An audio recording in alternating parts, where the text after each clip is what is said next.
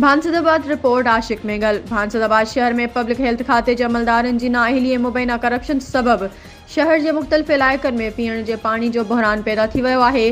शहरी पानी जे फुड़े लाइ परेशान। शहर जी जन्ना पाड़े, मेंगल चौक, शेख पाड़े, जंगेजा मोहल्ले, सखी सैयद सलेमान शाह कॉलोनी, भान शेख शाहानी मोहल्ला, मेमण मोहल्ला, भान शेख मोहल्ला, जमाली कॉलोनी, शहबाज कॉलोनी, गफूर शाह मोहल्ला, सैयद मोहल्ला समेत ॿियनि इलाइक़नि में पानी जे बहरान सबबि रहवासी सख़्त परेशान आहिनि। उन सिलसिले में शहरी एक्शन कमेटी पारां मौलाना मोहम्मद माशूक अली मजददी, शौकत मरी खुदा बख्श बिरोही जी अॻवानी में एहतजाजी मुज़ाहिरो करे प्रेस क्लब भान अॻियां धरणो हणी पब्लिक हेल्थ जे अमलदारनि ख़िलाफ़ सख़्त नारेबाज़ी कई।